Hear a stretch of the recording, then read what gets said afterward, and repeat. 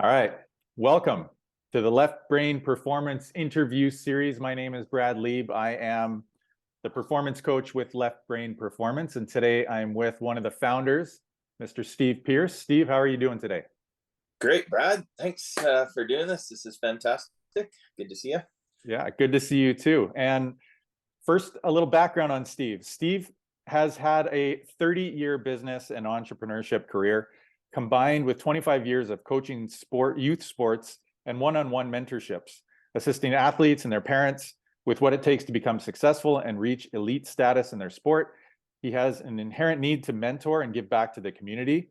And it was not until his own son, who played competitive hockey at the U.S. national collegiate level, that he found clarity in his need to understand the truths of competition that go beyond the skills and talent of playing the game, and thus leftBrain Performance was born. Is that an accurate statement? Yeah, it is actually. Thanks, Brad, and your kind words. It's quite interesting to see how the aspiring athlete has all the skills and they work so hard at everything, and then you always wanted to know what separated one athlete from another. Why did, say, our son Braden get to this point and had these skills that brought him that far? Yet another athlete having these other physical skills made them noticed, and then what made them peter out and not succeed any further. So that's where we formed leftBrain Performance and decided to put this great team together with our founders, Todd Harrison and John Kowalja, as well as the behavioral psychologist, Dr. Nate Hudson, sports psychology in Dr. Bruce Pinnell, and then, of course, yourself and Darren Parker, Jason O'Brien, who are on our development team of just connecting with so many athletes and programs around North America. There's definitely a wide range of experience and expertise on the leftBrain team, which makes it so special. And you did mention kind of those intangibles that in sport we always kind of wish we could see or understand that a little bit more. Can you tell us exactly kind of how leftBrain Performance came about and how the GritABC assessment was created?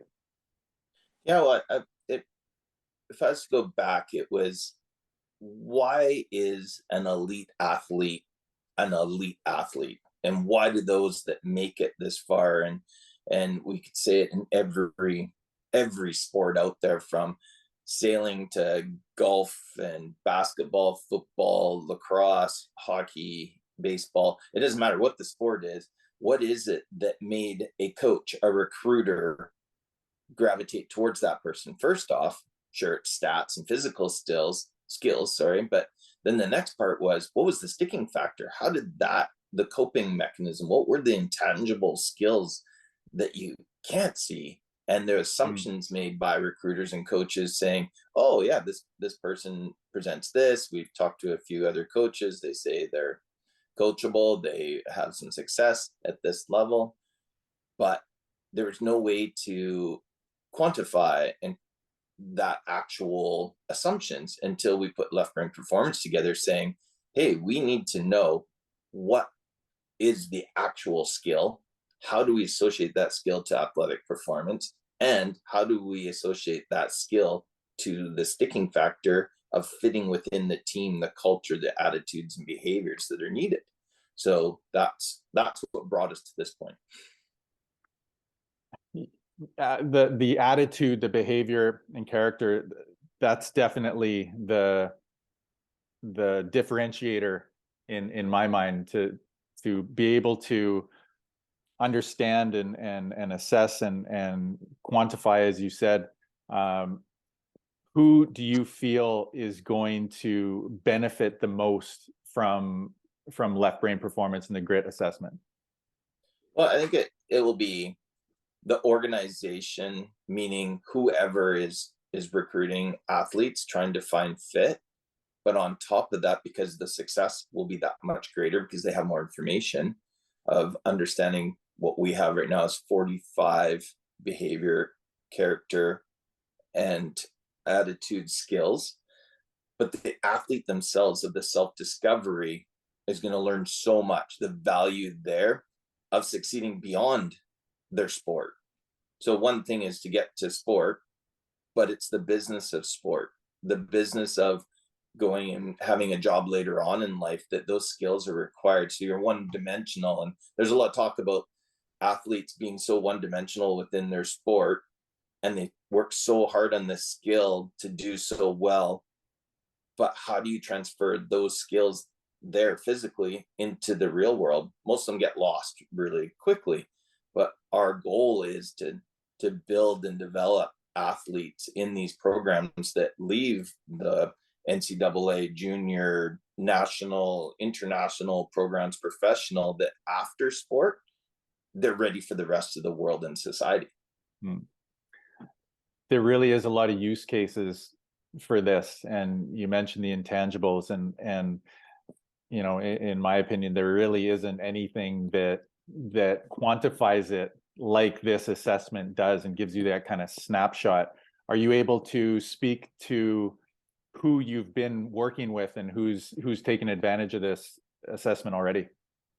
Well, I don't like to, brag about names, but at the collegiate level, we've hit some high, like top 25 schools in different programs, from golf to basketball, as well in the hockey world, speaking of some of the highest development levels. We've been speaking to people at the professional levels, even in basketball and hockey.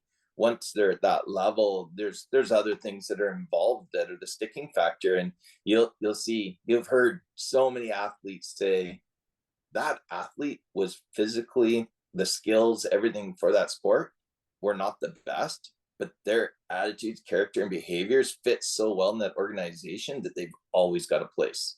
So what is that? And that's what they're looking for in the long run. So when we talk about dealing with national programs in Canada, we're dealing with an organization that is developing I'll say that the non-top 5 sports.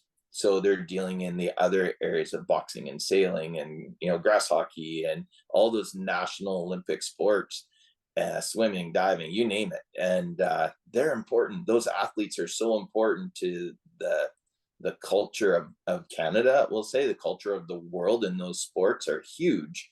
And the number of people that are developing that area, we want to help them just as much as, the NHL, NBA, NFL, and you name the big leagues too. So I definitely think this is, you mentioned it as a tool, and kind of what I'm getting from what you're saying, the idea of almost finding that diamond in the rough, or having this assessment be, another tool that can showcase an athlete's skill that's not necessarily the physical skills. Like now athletes, you can actually see other things, that those intangibles that the athlete can bring to the table. And perhaps, without this technology, if you will, like that athlete may not get the opportunity. So that's one of the things I love about this. Where do you see things evolving to in the future? Obviously things are in the beginning stages, but where do you see leftBrain Performance and the assessment going? So right now it is a recruitment tool, and recruitment goes both ways. So those looking to be recruited. So how do you separate yourself from the pack? And that's what athletes are utilizing this for, is being able to show recruiters, coaches, the programs they want to get to, what they have and what they're developing. And number 2 is for the recruitment side and coaches looking for those who are wanting to move this next level. How do they find those individuals that fit the roles that they're looking for? Not everyone is a first liner. Not everyone is a starting quarterback. We need a backup. We need a third string. And what is the attitude, behavior, character to be that? You have to have the same skill, but what are the attitudes to be able to sit back and wait your turn? And that's what's really important in this area, is that we see that development being important in identifying for athletes what it takes to be that, and what it takes to be compared with others. No different than a fastball. So a fastball, I throw 95. Well, if it's straight down the pipe, everyone's jacking it out of the park. but what's the spin rate? What's the movement? Where's the delivery time? How much you hide the ball? That's what we're showing now. Is before it used to be just the radar gun. Now they have all the rest of it. Before it used to be, is they coachable? There's way more than just being coachable here. There's so many attitudes and behaviors and characters that go with it. We have that technology. Definitely an interesting tool. Definitely with interesting with finding that fit, and like you said, all the different roles on a team. Before we finish up, is there anything else you want to add? Did I miss anything? Is there anything that you feel you want to share? Yeah, I think people get sometimes they'll look at this and say, "Oh, this is just for team sport." This is for the individual sport, more so because you are working with. You have a coach, you have a massage therapist, and say if it's golf, you have a swing coach, you have a mind coach, you have a putting coach, you have all these other people that are part of your individual team, your parents. You need to be able to have communication between them all and have self-awareness of how your behaviors treat other people. So it's really important that all of this is not about just changing people just to be good in their sport, but communication of those that are around them all the time, how to dial it up, dial it down. It's not a switch. So I think that's the one area that people will be, at first when they see this, they'll think, oh, this is just for team sports. Not at all. This is for every athlete, and they're all treated exactly the same. Well said, and good point.